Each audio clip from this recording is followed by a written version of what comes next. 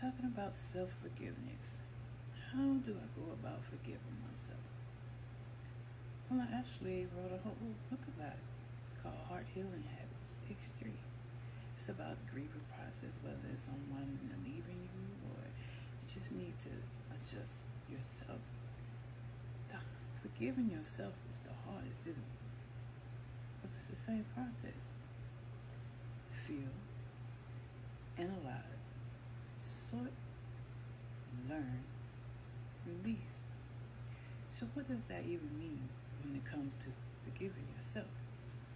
Well, obviously, you've been triggered. You need to know why you're triggered and how to go through the process, right? Keep kicking yourself when you're down. That's no fun. Can't grow like that, right? So, first step, feel. Allow yourself to get those raw emotions out productively. Now, don't go out, don't catch no charges, okay? Don't go around talking about mistress told you go. No. Even if it's violent, even if it's angry, you have what they call them, crash rooms. You have the junkyards where you could just, if it has to be forceful, find a productive way for it to be forceful. Go take boxing, go something. If you need to, you could do that. Just do it productively. If you need to cry, cry. You are allowed to feel. The main thing about trying to get through trauma and through pain is that we were conditioned to believe that emotions make us weak. Yes, even women. It's like, oh, I'm gonna be tough. I'm gonna walk it out. I don't have time to be in my feelings. I gotta keep going. So wait a minute. Pause. Embrace that feeling. It's valid. Don't let nobody tell you that you're not allowed to feel however you're feeling.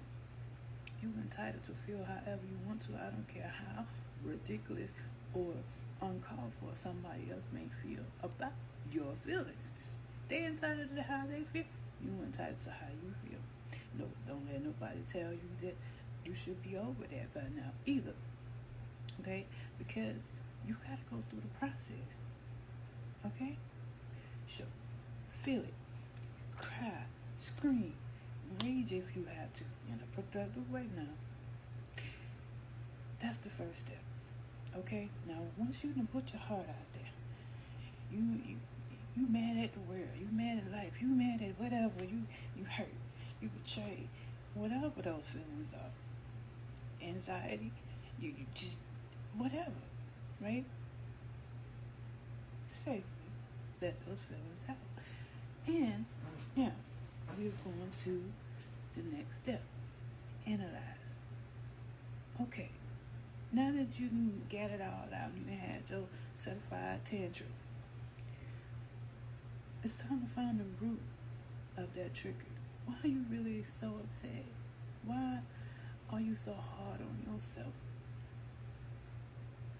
Talk to yourself as if you were somebody from the outside. I call that mirror work. That helps me a lot in my journey, and I find it very productive. So, listen, even if you have to sit in front of a mirror, but like, what is your problem? What you mad about? Why we keep going through this? Be honest with yourself, because who else is there? I'm mad at you because you got me fired again. Why you keep doing it? It was how hard is it to go? You could do it all time. And now we gotta go through all this again, and you can't pay the rent. I'm about to get kicked out. Why you doing that to me? Well, it's hard for me to get up in the morning. Well, you know what? So deal,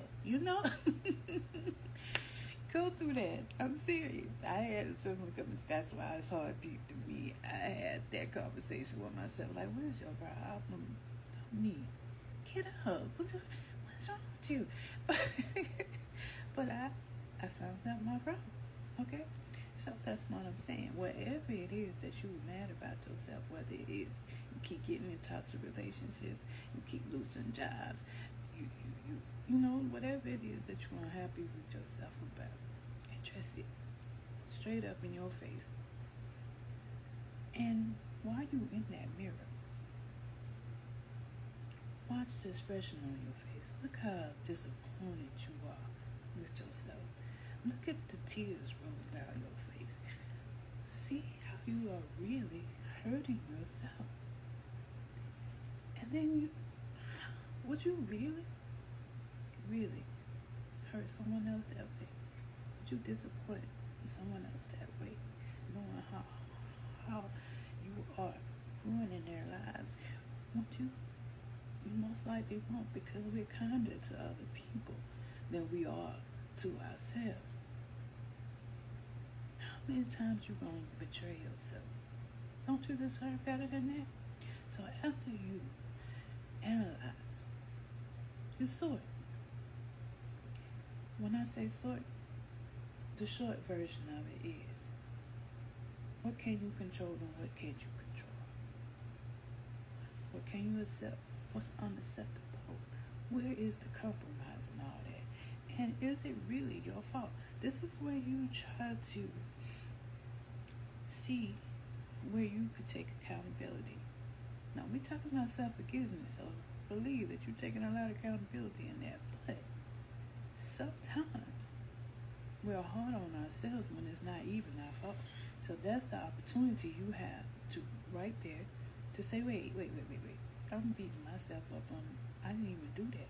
I'm taking the weight of somebody else's, and I'm not accountable for that. Okay? That's when you start going into the learning process. Okay? Because you're like, wait a minute. Okay, I can do this and I can change that. But that right there, that wasn't mine. I have no control over that. So how can I avoid putting myself in this situation? Okay?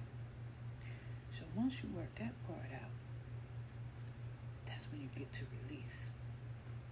Like, well, shit.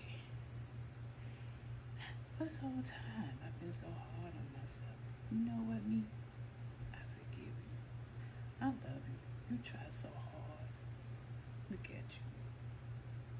I hurt you so bad. I apologize. You make up with yourself.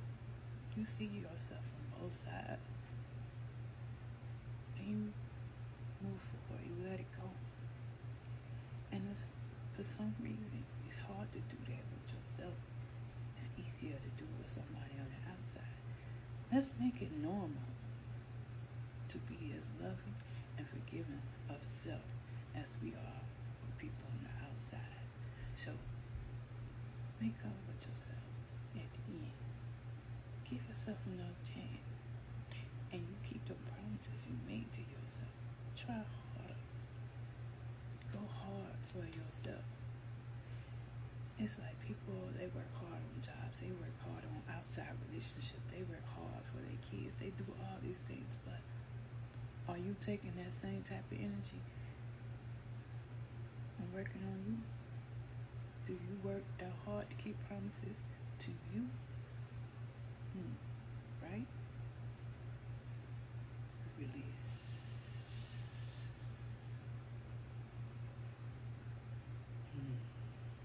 Release. And try again.